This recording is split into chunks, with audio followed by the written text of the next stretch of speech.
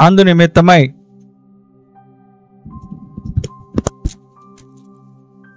నీవు జాగ్రత్తపడి ఈ గ్రంథములో వ్రాయబడిన ఈ ధర్మశాస్త్ర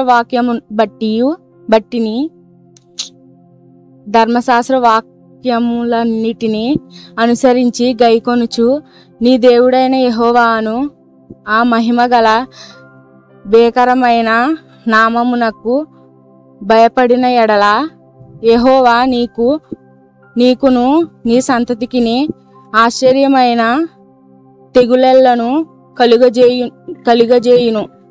అవి దీర్ఘకాలముండు గొప్ప తెగుళ్ళును చెడ్డ రోగములునై యుండును.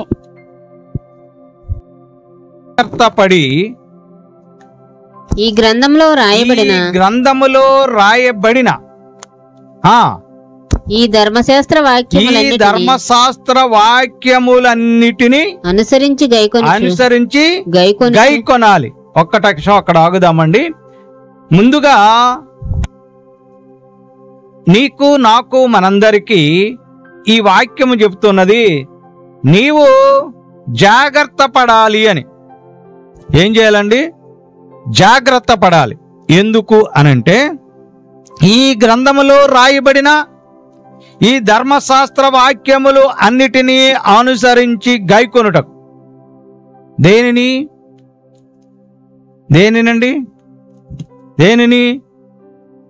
ఈ గ్రంథములో రాయబడిన వాక్యములన్నిటినీ అనుసరించి నడుచుకొనుటనికి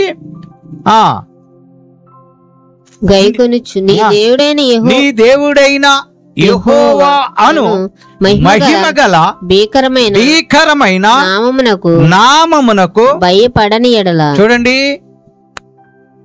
నీ దేవుడైన యెహోవా అను, చూడండి, మహిమగలది, భీకరమైనది నామమునకు ఏం చేయాలట? భయపడాలి.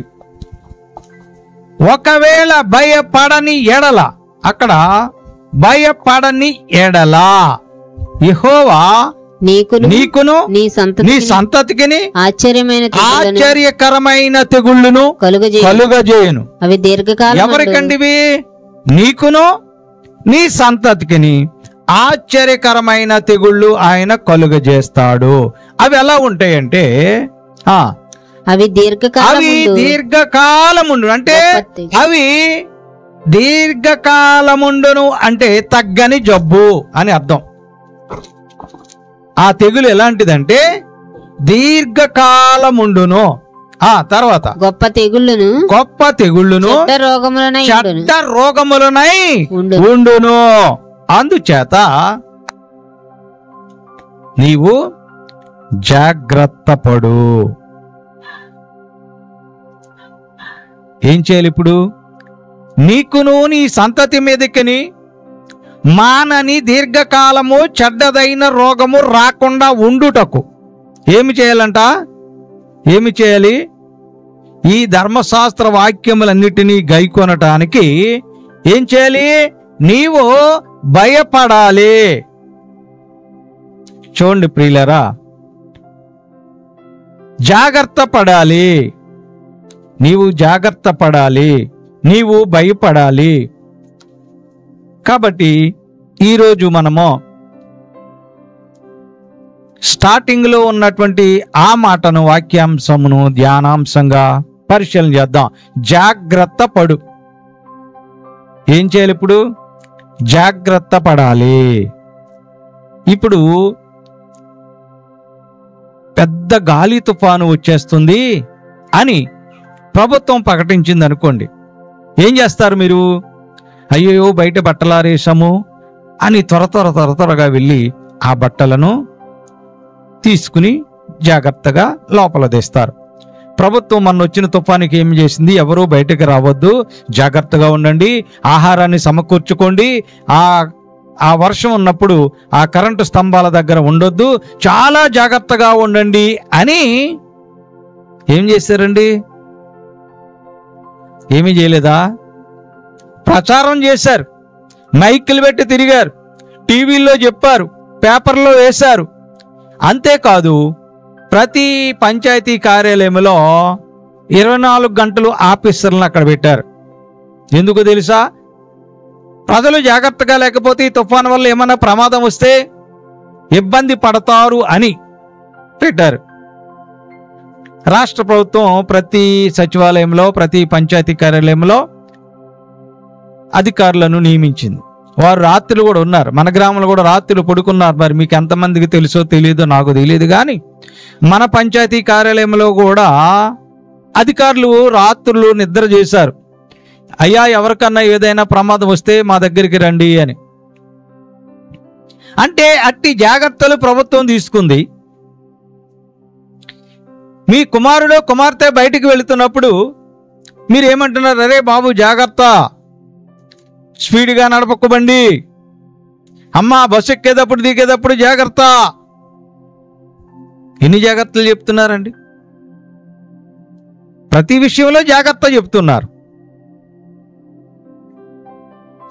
మరి దేవుని వాక్యం కూడా మీరు జాగ్రత్త పడుడి అని చెలవిస్తూ ఉన్నది. ఏ విషయంలోనంటే మీరు ఏ విషయాల్లో జాగ్రత్తగా ఉండాలో వాక్యములో స్పష్టంగా రాయబడి ఉన్నది.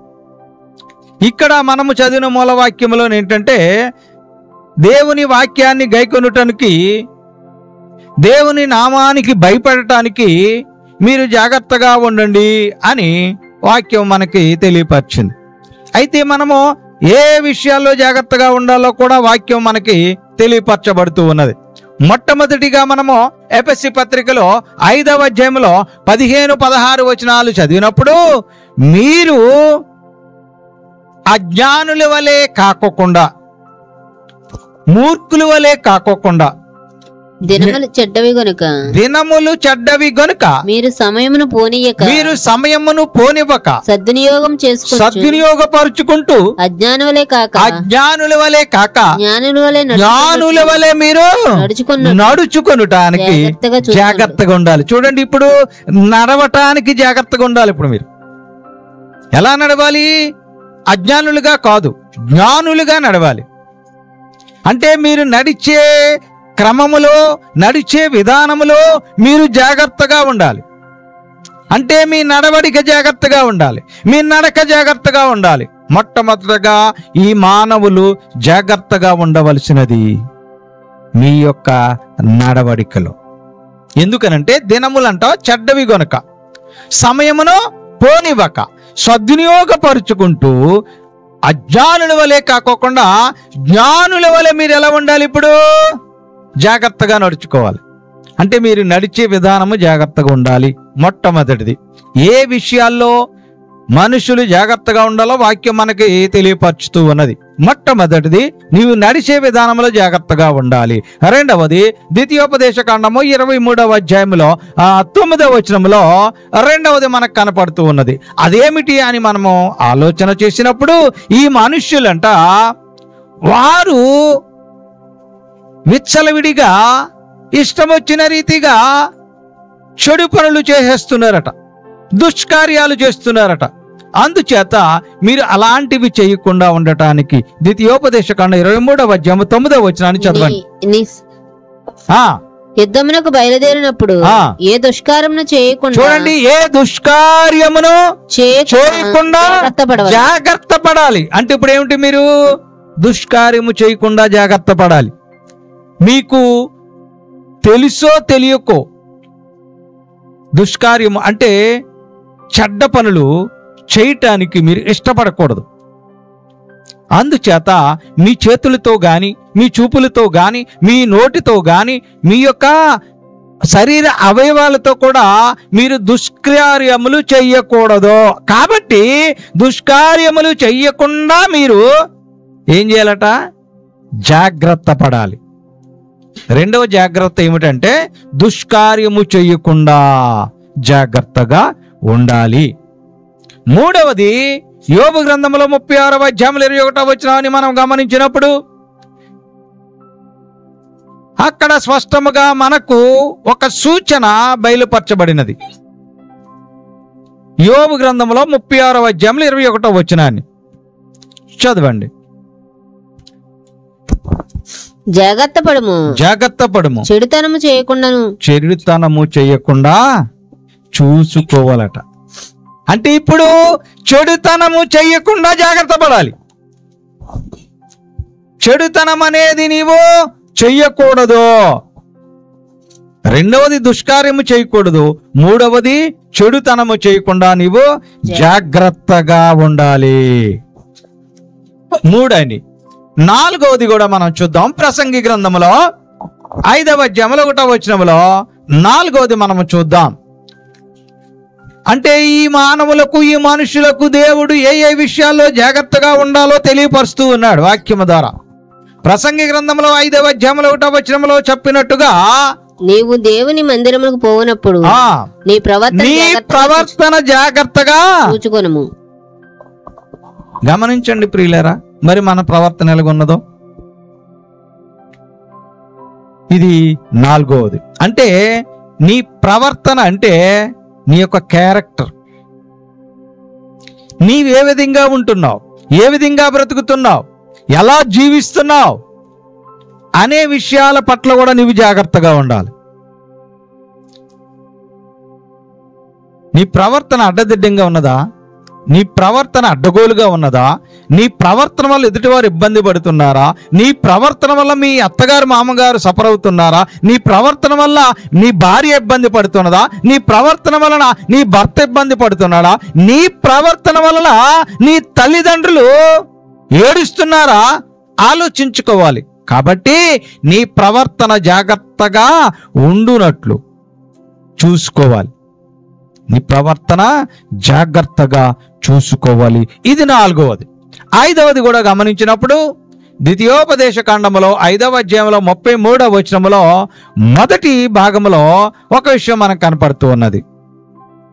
ద్వితీయోపదేశ కాండము 5వ అధ్యాయంలో 33వ వచనం. కాబట్టి మీరు కూడికే గాని ఎడంకే గాని తిరుగుక మీ దేవుడైన యెహోవా ఆజ్ఞాపించినట్లు, నీ దేవుడైన యెహోవా ఆజ్ఞాపించునట్లు చేయుటకు జాగ్రత్త పడాలండి. అక్కడ ఆగిపోదాం. చూడండి, ఇప్పుడు 5 విషయాలు మీకు తెలియపరచున్నాను. మొట్టమొదటిది నీ నడక జాగ్రత్తగా ఉండాలి. రెండవది నీ యొక్క ఏ దుష్కార్యము చేయకుండా నీవు జాగ్రత్తగా ఉండాలి. మూడవది ఏ చెడుతనము చేయకుండా నీవు జాగ్రత్తగా ఉండాలి. 4వది నీ ప్రవర్తన జాగ్రత్తగా ఉండేలాగా చూసుకోవాలి. 5వది యెహోవా ఆజ్ఞాపించునట్లు చేయుటకు జాగ్రత్తగా ఉండాలి. ఏం ఆజ్ఞాపించాడు ఆయన? ఏం ఆజ్ఞలు ఇచ్చాడండి? అషేనాయి పర్వతం పైన మోషే గారికి ఆజ్ఞలు ఇచ్చి కిందకి పంపించాడు. ఏమిచ్చాడు ఆయన? ఏమిచ్చాడు? ఏం ఆజ్ఞలు ఇచ్చాడు? నరహత్య చేయకూడదు, వ్యభిచరించకూడదు, దొంగతనము చేయకూడదు, అబద్ధం ఆడకూడదు, నీ పొరుగువారిని ఆశించకూడదు, నీ సహోదరుని ప్రేమించాలి. ఇలా 10 రకాల ఆజ్ఞలు దేవుడు మనకి ఇచ్చాడు. మరి ఆ 10 రకాల ఆజ్ఞలు యేసుక్రీస్తు ప్రభువారు అంటే దేవుడు ఈ లోకానికి మనుష్య కుమారుడిగా వచ్చిన తర్వాత 2 ఆజ్ఞలుగా మార్చారు. అంటే ఇప్పుడు నీ పొరుగువారిని ప్రేమించాలి, ఇది మొదటి ఆజ్ఞ. మరి ప్రేమిస్తున్నామా? పొరుగువారిని ప్రేమించడం పక్కన పెడితే మన రక్త సంబంధికులను ప్రేమించలేకపోతూ ఉన్నాం, మన అన్నదమ్ములను ప్రేమించలేకపోతూ ఉన్నాం, మన అక్క చెల్లెళ్ళను ప్రేమించలేకపోతూ ఉన్నాం. మరి ఇంక పొరుగువారిని ఎక్కడ ప్రేమిస్తాం? అందుకే దేవుని వాక్యం చెప్తున్నది, యెహోవా ఆజ్ఞాపించినట్లు చేయుటకు నీవు జాగ్రత్త పడాలి. చూడండి ప్రియులరా, 5 అంశాల్లో మీరు జాగ్రత్తగా ఉండాలి. ఈ యేసుకృపా వాక్కు వింటున్న ప్రతి ఒక్కరూ పరిశీలన చేయండి. 5 విషయాల్లో మీరు జాగ్రత్తగా ఉండాలి. మరి జాగ్రత్తగా లేకపోతే మీరు చెప్పారండి, మాకు చూపించారండి, వాక్యాలను చూపించారు, మరి మేము జాగ్రత్తగా లేకపోతే మాకేంటి? మమ్మల్ని ఎవరేం చేస్తారు? మేము బలంగా ఉన్నాంగా, మేము ఆరోగ్యంగా ఉన్నాం కదా, మేము ఐశ్వర్యంతో ఉన్నాం కదా, మా వెనకాల మంది మార్బలం ఉన్నది కదా, నా వెనకాల అధికారం ఉన్నది కదా అని ఎవరైతే విర్రవీగుతారో వారి కొరకు ఈ విషయాల్లో జాగ్రత్తగా లేకపోతే ఏం జరుగుతుందో వాక్యం హెచ్చరిక చేస్తూ ఉన్నది ప్రియులారా. ఎవరైతే జాగ్రత్తగా ఉండరో ఎవరైతే ఈ విషయాల పట్ల అశ్రద్ధగా ఉంటారో, అలక్ష్యం వహిస్తారో వారికి దేవుడు హెచ్చరిక చేస్తూ ఉన్నాడు. లేవీకాండంలో 26వ అధ్యాయం 21వ వచనాన్ని ఒకసారి పరిశీలన చేద్దాం. లేవీకాండము 26వ అధ్యాయం 21వ వచనం చదవండి. లేవీకాండము 26వ అధ్యాయం 21వ వచనం. మీరు మైకు మైకు మైకు మీరు నా మాట విననొల్లక, మీరు నా మాట విననొల్లక నాకు విరోధముగా నడిచిన యెడల నేను మీ పాపములను బట్టి మీ పాపములను బట్టి మరి ఏడంతలుగా మిమ్మల్ని బాధించెదను బాధించెదను అని దేవుడు హెచ్చరిక చేస్తున్నాడు. ఎందుకండి? మొట్టమొదటిది జాగ్రత్తగా ఉండవలసింది ఏం చెప్పాం? మీ నడవడిక జాగ్రత్తగా ఉండాలి అని. మరి ఇక్కడ నడవడిక సరిగ్గా లేకపోతే, మీ నడక వంకరగా వెళుతూ ఉంటే, మీ నడక వక్ర మార్గంలో వెళుతూ ఉంటే, మీరు నా మాట వినకుండా మీ ఇష్టానుసారంగా నాకు వ్యతిరేకంగా నాకు విరోధంగా నడుస్తున్నారు గనుక నేను మీ పాపములను బట్టి మిమ్ములను మరింత ఏడంతలుగా మిమ్మలను బాధిస్తాను అని దేవుడు హెచ్చరిక చేస్తూ ఉన్నాడు. ప్రియులారా, జాగ్రత్తగా నడవకపోతే ఏమొస్తుందట? ఏడంతల బాధ. ఒక బాధనే తట్టుకోలేని పరిస్థితుల్లో ఉంటే ఏడంతల బాధ వస్తే మనిషి. ప్రియమైన సంగమా, ప్రియమైన విశ్వాసులారా, మీ నడవడికలో జాగ్రత్తగా లేకపోతే మీ మీదకి ఏమొస్తుందట? ఏడింతల బాధ. అయ్యో, నాకు ఈ బాధ ఏమిటి తండ్రి, నాకెందుకయ్యా ఈ బాధ ఎట్టావు అని ఏడుస్తారు. ఎందుకో తెలుసా? నడవడిక సరిగ్గా లేకపోతే, నడిచే క్రమంలో జాగ్రత్తగా లేకపోతే ఈ ఏడ్పు తగులుతుంది మనుషులకు. ఏడింతల బాధ సరిగ్గా నడవకపోతే. రెండవది, ఎహెజ్కేలు గ్రంథము 36వ అధ్యాయంలో 31వ వచనాన్ని చదువుదాం. రెండవ జాగ్రత్త ఎక్కడ తీసుకోమన్నామంటే, దుష్కార్యములు చేయకుండా జాగ్రత్తగా ఉండవలెను అని రెండవ జాగ్రత్తను మనము చూసాం. ఇప్పుడు రెండవ జాగ్రత్తగా లేకపోతే ఎహెజ్కేలు గ్రంథం 36వ అధ్యాయం 31వ వచనంలో, అప్పుడు మీరు మీ దుష్ప్రవర్తనను మీరు చేసిన దుష్క్రియలను మనస్సునకు తెచ్చుకొని మీ దోషములను బట్టి హేయక్రియలను బట్టి మిమ్మల్ని మీరు అసహించుకుందరు. మిమ్ములను మీరే అసహించుకుందరు. చూసారా? అంటే ఇప్పుడు దేవుడు మిమ్ములను మీరే అసహించుకునేలాగా చేస్తాడు. ఎందుకో తెలుసా? మీరు చేసే దుష్కార్యం విషయంలో జాగ్రత్తగా లేకపోవుట చేత మిమ్ములను మీరే అసహించుకుంటారు. అంటే ఏమిటండి? మనల్ని మనమే అసహించుకుంటాం అంటే ఏమిటి? ఎందుకు ఈ బ్రతుకు, ఇలాగైపోయింది ఏమిటి జీవితం, చిచ్చి నా బ్రతికెందుకు అని ఎవరిని వారే అసహించుకునే దౌర్భాగ్య స్థితిలోకి దేవుడు నెట్టేయబోతున్నాడు. కారణం ఏమిటో తెలుసా? దుష్కార్యములు చేయకుండా జాగ్రత్తగా ఉండమని దేవుడు సెలవిచ్చిన మాటను వినకపోవటం వల్ల. కాబట్టి ఎవరైతే దుష్కార్యాలు చేయకుండా జాగ్రత్తగా ఉండరో వారిని వారే అసహించుకునే స్థితిలోకి దేవుడు నెట్టేయబోతూ ఉన్నాడు. ఇది రెండవది. మూడవది చూద్దాం. ఇర్మియా గ్రంథము 2వ అధ్యాయము 19వ వచనాన్ని చూద్దాం. మూడవ జాగ్రత్తను మనము గమనించినప్పుడు, చెడుతనము చెయ్యకుండా జాగ్రత్తగా ఉండుము అని వాక్యము ద్వారా దేవుడు మనకి సెలవిచ్చాడు. ఏమిటది? చెడుతనము చేయకుండా జాగ్రత్తగా ఉండమన్నాడు. కానీ ఈ మనుష్యులు చెడుతనము చేయకుండా ఉండలేకపోతున్నారు. ఈ చెడుతనము చేయటానికి పరుగులెడుతూ ఉన్నారు. ఈ చెడుతనము కోసమో అవసరమైతే మనిషిని మట్టు పెట్టాలని చూస్తున్నారు. ఈ చెడుతనము చేయుట కోసమో ఆస్తులు సంపాదించుట కోసమో మనుష్యులను చంపేస్తున్నారు.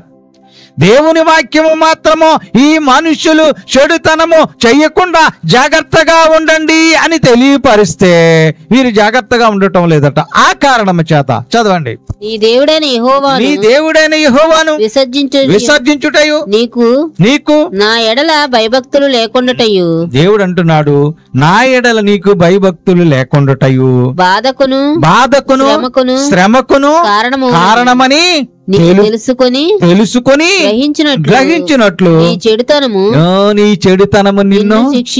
చెడుతనము నిన్ను ఏం చేస్తుంది? ఇప్పుడు శిక్షిస్తుందండి, శిక్షిస్తుంది. అందుకే చెడుతనము చేయకుండా జాగ్రత్తగా ఉండమని వాక్యం చెప్తూ ఉన్నది. కానీ మనుషులు ఏం చేస్తున్నారు? చెడుతనము చేయకుండా ఉండలేకపోతూ ఉన్నారు. ఈ చెడుతనము చేయటానికి అర్రులు చోచుతున్నారు. ఈ చెడుతనము చేయటానికి ఉత్సాహం చూపుతున్నారు. ఈ చెడుతనము చేయుట వలన నీ మీదకి ఏమొస్తూ ఉన్నది అని దేవుడే స్వయంగా మాట్లాడుతున్నాడు. నీవు నా ఎడల ఎలాంటి భయభక్తులు లేకపోవటం వలన నీ బాధకు శ్రమకు కారణమవుతుంది. నీ చెడుతనము నిన్ను శిక్షిస్తుంది అని హెచ్చరిక చేస్తూ ఉన్నాడు. ప్రియులారా గమనించండి. అందుకే నీ చెడుతనము నిన్ను శిక్షించకుండా ఉండుట కొరకు, నీ చెడుతనము నిన్ను బాధించకుండా ఉండుట కొరకు చెడుతనము చేయకుండా జాగ్రత్తగా ఉండము అని దేవుడు మనతో మాట్లాడి ఉన్నాడు. కానీ ఆ చెడుతనము చేయటం మానుటలేదు ఈ మానవులు. కాబట్టే వారి మీదకి ఏమొస్తుందట? బాధ వస్తుంది, శ్రమ వస్తుంది. చివరికి ఏమొస్తుందండి? ఆ బాధ శ్రమ కలిసి మనిషిని శిక్షిస్తూ ఉన్నవి. దీని అంతటికీ కారణం నీ చెడుతనము అని నువ్వు గ్రహించలేకపోతున్నావు. దేవుడు నాకు బాధలు ఇచ్చాడు, దేవుడు నాకు కష్టాలు ఇచ్చాడు, దేవుడు నాకు రోగాలు ఇచ్చాడు, వ్యాధులు ఇచ్చాడు, బాధలు ఇచ్చాడు అని దేవుణ్ణి నిందిస్తున్నారే తప్ప ఇక్కడ ఏం రాయబడి ఉంది? నీ దేవుడైన యెహోవాను నీవు విసర్జించావు అంటే దేవుడంటే భయం లేకుండా దేవుణ్ణి వదిలేస్తున్నావు. అందుకే దేవుడు హెచ్చరిక చేస్తున్నాడు, నేను నీకు నా ఎడల భయభక్తులు లేకపోవటం వలన నీ బాధకు శ్రమకు కారణం నీ చెడుతనము వాటి ద్వారా నిన్ను శిక్షిస్తుంది అన్నాడు. కాబట్టి ఈ యొక్క మూడవ జాగ్రత్త, చెడుతనము చెయ్యకుండా జాగ్రత్తగా ఉండాలి. నాలుగవది కూడా మనం గమనించుదాం. సామెతల గ్రంథము 19వ అధ్యాయము 16వ వచనం. సామెతల గ్రంథము 19వ అధ్యాయం 16వ వచనం. సామెతల గ్రంథము 19వ అధ్యాయం 16వ వచనం చదవండి. చదవండి గట్టిగా చదవండి. ఆజ్ఞను గైకొనివాడు తన్ను కాపాడుకొనివాడు, ఆజ్ఞలను గైకొనివాడు తన్ను కాపాడుకొనివాడు తన ప్రవర్తన విషయమై జాగ్రత్తగా నుండివాడు చచ్చును. తన ప్రవర్తన విషయమై జాగ్రత్తగా నుండివాడు, తన ప్రవర్తన విషయమై అజాగ్రత్తగా ఉండువాడు చచ్చును. ఏమండి, ఆ మాట మీరు పదే పదే చదివితే భయం పుట్టుకొస్తుంది. ఎందుకనంటే అక్కడ అజాగ్రత్తగా ఉండువాడు చచ్చును అని చెప్పలే, చనిపోవును అని చెప్పలే. ఏమని రాయబడి ఉన్నది? అజాగ్రత్తగా ఉండువాడు చచ్చును అని రాయబడింది. దేని విషయంలో? ప్రవర్తన విషయంలో. ప్రవర్తన విషయంలో జాగ్రత్తగా ఉండమని నాలుగవదిగా దేవుడు మనకు సూచన చేసి ఉన్నాడు. అయితే ఆ ప్రవర్తన విషయమై ఎవడైతే అజాగ్రత్తగా ఉంటాడో వాడేమైపోతాడట? చచ్చును. అంటే అందరూ చచ్చిపోతారు కదండి, పుట్టిన ప్రతి మనిషి చచ్చిపోతాడు కదా. ఈ ప్రవర్తన విషయం అజాగ్రత్తగా ఉన్నవాడు ఒక్కడే చచ్చిపోతాడా? మనం బ్రతుకుంటామా? నిజమే, అలాంటి ప్రశ్న కూడా వస్తుంది కదా. ఒక విషయాన్ని మనం పరిశీలన చేద్దాం. హిజ్కియా గారికి మరణకరమైన రోగం వచ్చింది. ఏమండి, ఆ మరణకరమైన రోగం వచ్చినప్పుడు ఆయన ఏడుస్తూ కన్నీళ్లు విడిచుచు దుఃఖించుచు దేవుణ్ణి ప్రార్థించాడు. ప్రార్థిస్తే ఆయన ఆయుష్ 15 సంవత్సరాలు దేవుడు పొడిగించాడు. అయితే తర్వాత ఆయన చనిపోలేదా? హిజ్కియా గారు చనిపోలేదా? చనిపోయాడు. కాకపోతే దేవుని యొక్క ప్రార్థన ఫలితంగా అద్భుత కార్యం ఆయన ద్వారా జరిగింది. ఆయన మరణకరమైన రోగం అంటే చనిపోవటానికి సిద్ధమైన రోగము నుంచి 15 సంవత్సరాలు దేవుడు ఆయుష్ పొడిగించాడు. ఇక్కడ కూడా ఈ వాక్యాన్ని మనం లోతుగా ఆలోచించినప్పుడు ప్రవర్తన విషయంలో అజాగ్రత్తగా ఉన్నవాడు చచ్చును అని అంటే మిగతా వాళ్ళు చచ్చిపోరని కాదు. వీరు ప్రవర్తన విషయంలో అజాగ్రత్తగా ఉన్నారు, అర్ధాంతరంగా పోతారు. దాని అర్థం అది. దేవుడిచ్చిన ఆయుష్ను కూడా వారు అనుభవించలేకుండా మధ్యలోనే వెళ్ళిపోతారు. కారణం వారి ప్రవర్తన, వారి నడవడిక, వారు నడిచిన తీరు, వారు చేసిన పనులు, వారి దుష్కార్యములు, వారి చెడుతనము ఆయన ఏమి చేస్తున్నదంటే, ఆమెను ఏం చేస్తున్నదంటే అర్ధాంతరంగా జీవితాన్ని ముగింపజేస్తూ ఉన్నది. కాబట్టి ప్రియులరా, ప్రవర్తన విషయంలో మనము జాగ్రత్తగా ఉండాలి. ఐదవది కూడా మనం గమనించినప్పుడు సామెతల గ్రంథం 13వ అధ్యాయం 13వ వచనంలో ఐదవది మనకు కనపడుతూ ఉన్నది. అదేమిటి అనంటే, చదవండి. ఆజ్ఞను తిరస్కరించువాడు అందువల్ల శిక్ష నందును, ఆజ్ఞ విషయమే భయభక్తులు గలవాడు లాభము పొందును. మనం 4వది ఏం చెప్పుకున్నామండి? 5వది ద్వితీయోపదేశకాండం 5:33లో ఏమన్నదంటే, యెహోవా ఆజ్ఞను అనుసరించి చేయుటకు జాగ్రత్తగా ఉండాలి అని. కానీ దేవుని ఆజ్ఞను ఎవరు కూడా లెక్క చేయక, దేవుని ఆజ్ఞను పట్టించుకోకుండా అజాగ్రత్తగా ఉంటున్నారు. కావున ఇక్కడ ఏమని ఉన్నదండి, ఆజ్ఞని ఎవరైతే తిరస్కరిస్తాడో అందువలన వాడు ఏమవుతాడట? శిక్ష పొందుతాడు. తప్పు చేసిన వాడికి శిక్ష తప్పదండి. ఈ లోకంలో కూడా తప్పు చేసిన వారికి శిక్షించడానికి అనేకమైన చట్టాలు వచ్చినాయి. అలాగే దేవుని దృష్టిలో మనం తప్పు చేస్తే ఆ శిక్ష మనకి తప్పదు. కాబట్టి ఎవరైతే జాగ్రత్తగా ఉండరో, ఎవరైతే అజాగ్రత్తగా ఉంటారో, మొట్టమొదటిది 7 బాధ, రెండవది మిమ్మల్ని మీరే అసహించుకునే దౌర్భాగ్య స్థితిలోకి వెళ్ళిపోతారు, మూడవది నీ చెడుతనము నిన్ను శిక్షిస్తుంది, నీ ప్రవర్తన విషయం అజాగ్రత్తగా ఉంటే చచ్చిపోతారు, ఐదవది శిక్ష నొందుతారు. గమనించండి ప్రియులారా, ఇవన్నీ కూడా జాగ్రత్తగా లేకపోతే,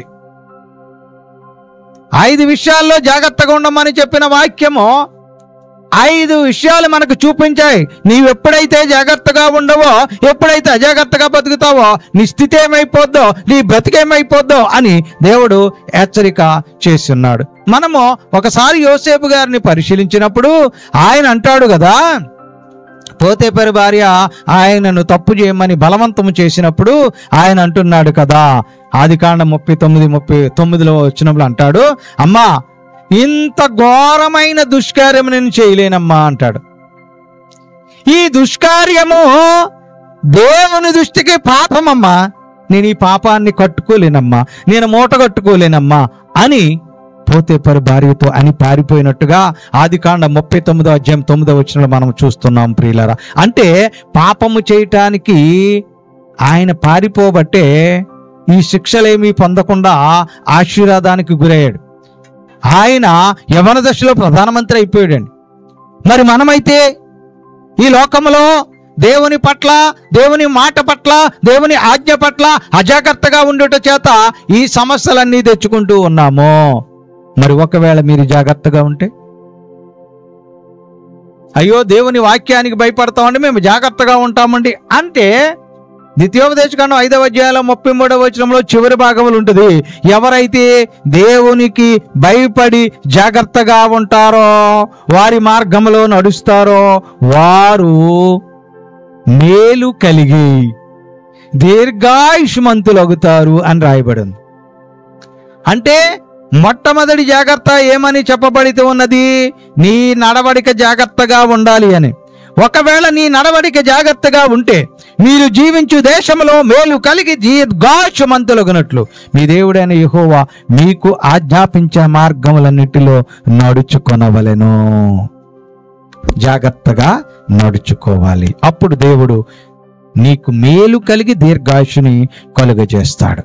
రెండవది తీతు పత్రికలో 3వ అధ్యాయంలో 8వ వచనంలో చెప్పబడుతున్నది, ఎవరైతే దుష్క్రియలు దుష్కార్యములు చేయకుండా జాగ్రత్తగా ఉండండి వాక్యం చెప్తుందో, ఎవరైతే దుష్కార్యాలు చేయకుండా చెడు పనులు చేయకుండా వారు జీవిస్తారో, వారు బ్రతుకుతారో, అంటే సత్క్రియలు శ్రద్ధగా చేస్తారో, తీతు పత్రిక 3వ అధ్యాయం 8వ వచనంలో సత్క్రియలు శ్రద్ధగా చేయుట మనుష్యులకు మంచిది, అది వారికి ప్రయోజనకరము అని ఈ మాట నమ్మదగినది. ఈ మాట నమ్మదగినది గనుక దేవుని యందు విశ్వాసం ఉంచిన వారు సత్క్రియలను శ్రద్ధగా చేయుట యందు మనసు ఉంచినట్లు నీవి సంగతులను గూర్చి దృఢముగా చెప్పుచుండవలనని కోరుచున్నాను. ఇవి మంచివియు మనుషులకు ప్రయోజనకరమైనవి. ఏమిటి తెలుసా? అవి సత్క్రియలు. అందుకే దుష్కార్యములు చేయకూడదు, చేయకుండా జాగ్రత్తగా ఉండండి అన్నారు. అందుచేత నీవు దుష్క్రియలు చేయకుండా సత్క్రియలు శ్రద్ధగా చేస్తూ ఉంటే అవి నీకు మంచిది. ఎవరికి? మనుష్యులకు మంచిది, అవి మనుష్యులకు ప్రయోజనకరము అని వాక్యంలో మనకి తెలియపరచబడుతూ ఉన్నది. ప్రియులారా, 3వది కూడా మనము గమనించుదాం. సామెతల గ్రంథము 3వ అధ్యాయంలో 7-8 వచనాల్లో ఈ విషయాల పట్ల మనము ఆలోచన చేయాలి. ఎందుకనేనంటే నీవు చెడుతనము చేయకుండా జాగ్రత్తగా ఉండుము అని వాక్యం చెప్పింది కదా. మరి ఒకవేళ మీరు చెడుతనము చేయకుండా జాగ్రత్తగా ఉంటే నేను జ్ఞానిని కదా అని నీవు అనుకొనవద్దు. యెహోవా యందు భయభక్తులు కలిగి, చూడండి, యెహోవా యందు భయభక్తులు కలిగి చెడుతనము విడిచిపెట్టము. అప్పుడు నీ దేహమునకు ఆరోగ్యము, నీ ఎముకలకు సత్తువ కలుగును. ఎప్పుడు? నీవు చెడుతనము విడిచిపెట్టినప్పుడు. చెడుతనము విడిచిపెట్టకుండా జాగ్రత్తగా ఉండాలన్నారు. అందుకనే చెడుతనము నీ విడిచిపెడితే, నీవు చెడు పనులు చెయ్యకుండా ఉంటే నీవేమవుతావట? చెడుతనమును విడిచిపెడితే ఏమవుతావు? అప్పుడు చెడుతనమును విడిచిపెట్టము. అప్పుడు నీ దేహమునకు ఆరోగ్యము, నీ ఎముకలకు సత్తువ కలుగును. ఇది 3వది. 4వది కూడా గమనించుదాం. 4వది ఏమన్నారంటే నీ ప్రవర్తన జాగ్రత్తగా ఉండునట్లు చూచుకోమని చెప్పారు. మరి నీ ప్రవర్తన జాగ్రత్తగా ఉంచుకున్నట్లయితే 119వ కీర్తన 5వ వచనంలో ఆహా నీ కట్టడలను నేను గైకొనుచు నీ ఆజ్ఞలను నేను అనుసరిస్తూ, కీర్తనకారుడు అంటున్నాడు, నీ కట్టడలను నేను గైకొనుచు నీ ఆజ్ఞలను నేను అనుసరించి నడుచుకొనుచు నా ప్రవర్తన స్థిరముగా ఉంచుకొని ఎడల. ఆహా, నీ కట్టలను గైకొన్నట్లు నా ప్రవర్తన స్థిరపడి ఉండేనా ఎంత మేలండి. నీ ప్రవర్తన జాగ్రత్తగా ఉంటే నీకు మేలు. కానీ నీ ప్రవర్తన చెడుగా ఉంటే, నీ ప్రవర్తన అందరూ తిట్టుకునేదిలాగా ఉంటే, నీ ప్రవర్తన వల్ల నీ అత్తగారు తిట్టుకుంటే, నీ ప్రవర్తన వల్ల నీ కోడలు తిట్టుకుంటే, నీ ప్రవర్తన వల్ల నీ అన్నదమ్ములు తిట్టుకుంటే, నీ ప్రవర్తన వల్ల మీ అత్తమామలు నిన్ను బాధపరిచేలాగా ఉంటే ఎలా మరి? కాబట్టి నీ ప్రవర్తన ఎలా ఉండాలి? జాగ్రత్తగా ఉండాలి. అలా ఉంటే అది నీకు ఏం చేస్తుందట? మేలు చేసి పెడుతుంది. నీ ప్రవర్తనే నీకు మేలు తెచ్చి పెడుతుంది. ఇది 4వది. 5వది కూడా చూద్దాం. సామెతల గ్రంథం 13వ అధ్యాయం 13వ వచనం. సామెతల గ్రంథం 13వ అధ్యాయం 13వ వచనం చివరి భాగం చూద్దాం.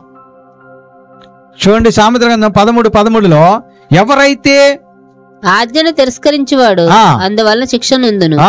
ఆజ్ఞ విషయమై భయభక్తులు కలిగిన వాడు లాభము పొందును. అందుకనే 5వ జాగ్రత్త ఏమని చెప్పబడుతున్నది? దేవుడు యెహోవా ఆజ్ఞాపించినట్లు చేయుటకు నీవు జాగ్రత్త పడాలి. కాబట్టి అలాగూ నీవు దేవుని ఆజ్ఞ విషయమై భయభక్తులు కలిగిన వాడుగా నీవు జీవించినట్లయితే, భయభక్తులు కలిగి నీవు బ్రతికినట్లయితే నీకేం కలుగుతుంది? లాభము కలుగును, లాభము పొందును. చాలా మంది అనుకుంటారు, మాకేం లాభం అండి దేవుని సన్నిధికి వెళితే, దేవునికి కానుకేస్తే మాకేమి లాభం అండి, మా అన్నదమ్ములను చూస్తే నాకేమి లాభం అండి. ఇలా రకరకాల ఆలోచించేవారు కూడా మనకు కనపడుతూ ఉంటారు. కాబట్టి దేవుని వాక్యాన్ని పట్ల మనము గమనించినప్పుడు ఆజ్ఞ విషయమై భయభక్తులు కలిగిన వాడికి లాభము పొందును. లాభము కలగటం కాదండి, పొందటమే. లాభం వద్దన్న వచ్చేస్తుంటదంట. పొందటం అంటే దాని అర్థం ఏంటంటే వచ్చేస్తూ ఉంటది. ఎప్పుడు తెలుసా? దేవుని ఆజ్ఞకు నీవు భయపడి బతికినప్పుడు. ప్రియ సంగమా, ప్రియ విశ్వాసులారా, ఆలోచన చేయండి. 5 జాగ్రత్తలు మీకు తెలియపరచాం. జాగ్రత్తగా ఉంటే 5 ప్రయోజనాలు ఉన్నాయి, జాగ్రత్తగా లేకపోతే 5 నష్టాలు ఉన్నాయి. కాబట్టి ఈ జాగ్రత్త విషయంలో మీరు మరింత జాగ్రత్తగా ఉండాలట. దేవుని వాక్యం మనకు సెలవిస్తూ ఉన్నది. దేవుని మాట మనతో మాట్లాడుతూ ఉన్నది. మీకు తెలియపరిచినటువంటి ఈ జాగ్రత్తలు ఏవైతే ఉన్నావో, ఈ 5 జాగ్రత్తలు అంటే చెడుతనం విడిచిపెట్టడం, దుష్కార్యాలు చేయకపోవటం, దేవుని యొక్క ఆజ్ఞ చొప్పున నడుచుకోవటం, నీ ప్రవర్తన జాగ్రత్తగా చూసుకోవటం, నీ నడవడిక జాగ్రత్తగా ఉంచుకోవటం, ఈ 5ని కూడా మీరు జాగ్రత్తగా, మరింత జాగ్రత్తగా దేవుని వాక్యం చెప్తున్నది. హెబ్రీ పత్రిక 2వ అధ్యాయం 1వ వచనంలో ఆ వాక్యము ఇప్పుడు మీరు వినినటువంటి ఈ యొక్క 5 జాగ్రత్తలు మీరు విన్నారు. ఈ విన్నటువంటి జాగ్రత్తలు దేవుని సన్నిధి దాటిన తర్వాత మర్చిపోకుండా ఉండటం కోసం హెబ్రీ పత్రికలో మరొక మాట మనకు హెచ్చరిక చేయబడుతూ ఉన్నది. హెబ్రీ పత్రిక 2వ అధ్యాయం 1వ వచనం. కావున మనం వినిన సంగతులను చూడండి, కావున మనము వినిన సంగతులను ఏమిన్నారు? ఇప్పుడు మీరు ఏమిన్నారు? ఏమి వినలేదా? ఏమి విన్నారమ్మా? ఏమి వినలేదా? ఏమి విన్నారు? మరి విన్నారా, వినలేదా? అసలు ఏమి వినలే. దేవుడు జాగ్రత్తగా ఉండమని చెప్పిన మాటనైనా విన్నారా? ఆ వినిన అంటే మనము వినిన సంగతులను ఏం చేయాలట? విడిచిపెట్టి కొట్టుకొని పోకుండునట్లు. చూడండి, వాటిని మీరు విడిచిపెట్టకుండా ఉండునట్లు. అవి ఈ చెవిలో విని ఈ చెవిలో నుంచి బయటికి వెళ్ళిపోకుండా ఉండునట్లు అవి మీ హృదయంలో భద్రపరుచుకొనటానికి గాను వాటి యందు మరీ విశేష చూడండి, వాటి యందు మరీ విశేషముగా అంటే ఇంకా లోతుగా, ఇంకా ఇంకా ఇంకా జాగ్రత్తగా కలిగి ఉండాలట మీరు. ఎందుకో తెలుసా? లేకపోతే మర్చిపోతారు. ఈ జాగ్రత్త పడుడి అనేటువంటి ఈ మాట మర్చిపోతారు. మీ బిడ్డ రోడ్డు మీదకి వెళ్తే జాగ్రత్త పడమని చెప్తారు. మీ భర్త సైకిల్ వేసుకు వెళ్తున్నా, బండి వేసుకు వెళ్తున్నా జాగ్రత్త అని చెప్తారు. మీ ఆవిడ బస్సులో ప్రయాణిస్తున్నప్పుడు అమ్మ ఎక్కేటప్పుడు దిగేటప్పుడు జాగ్రత్త అని చెప్తుంటారు. కానీ దేవుని మాట వినటానికి జాగ్రత్త లేదు. అందుకే మరింత విశేషముగా మీరు జాగ్రత్తగా ఈ మాటలను దాచుకోవాలి.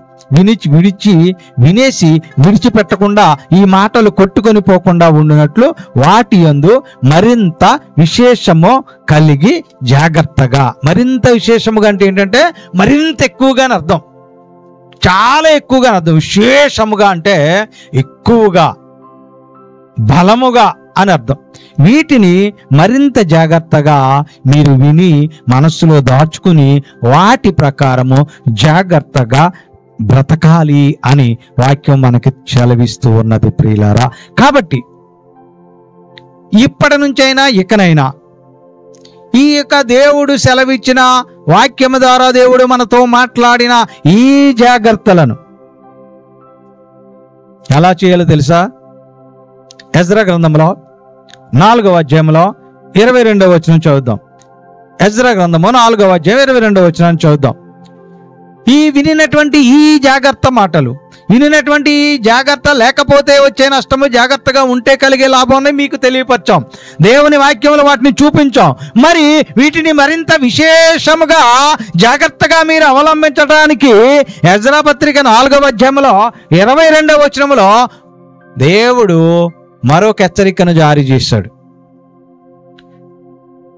చూడండి, ఎజ్రా గ్రంథంలో 4వ అధ్యాయంలో 22వ వచనములో ఏమనున్నదంటే, ఈ జాగ్రత్తలు మీరు తప్పకుండా అనుసరించటానికి, అవలంబించటానికి, ఆచరించటానికి మరింత జాగ్రత్త పడాలి అని రాయబడింది. ఇది తప్పకుండా చేయటకు మీరు జాగ్రత్త పడాలి. ఏం చేయాలి? ఇప్పుడు తప్పకుండా చేయాలట. ఏం చేయాలి ఇప్పుడు? విని మర్చిపోవాలా? ఏమి చేయాలి? జాగ్రత్తగా వినాలి. వినిన దానిని జాగ్రత్తగా మనసులో పెట్టుకోవాలి. ఆ మనసులో ఉన్న దాన్ని బట్టి జాగ్రత్తగా మీరు నడుచుకోవాలి. నడుచుకుంటే, ఆ జాగ్రత్తలు మీకుంటే దేవుడు మీకు లాభాన్ని ఇస్తాడు. ఆ జాగ్రత్తలు మీకుంటే అవి ప్రయోజనకరంగా ఉంటాయి. ఆ జాగ్రత్తలు మీకుంటే మీ దేహానికి ఆరోగ్యము, ఎముకలకు సత్తువ. ఆ జాగ్రత్తలు మీకుంటే మేలు కలిగి మీరు దీర్ఘాయుష్మంతులుగా బతుకుతారు. అట్టి ఆశీర్వాదము నీకు కావాలి అనంటే, అట్టి దీవెన నీవు పొందుకోవాలనంటే నీవు జాగ్రత్తగా బ్రతకాలి, జాగ్రత్తగా జీవించాలి. నీ నడవడిక జాగ్రత్తగా ఉండాలి, నీ ప్రవర్తన జాగ్రత్తగా ఉండాలి, నీ మాట జాగ్రత్తగా ఉండాలి, నీ చూపు జాగ్రత్తగా ఉండాలి, నీ ఆలోచన జాగ్రత్తగా ఉండాలి. అట్టి జాగ్రత్తలు నీవు పాటిస్తూ దేవుడు నీకు అనుగ్రహించాలనుకున్న మేలులను, దీవెనలను, ఆశీర్వాదాలను మీరందరూ నిండుగా మెండుగా పొందుకొనటానికి ప్రార్థనాపూర్వకంగా ముందు కొనసాగాలని మీకు తెలియపరుస్తూ ఈ నా కొద్ది మాటలు ముగిస్తూ ఉన్నాను. దేవుడి వాక్యమును మనందరి వినికిడిలో దీవించును గాక. ఆమేన్. మీ అందరికీ నా వందనములు.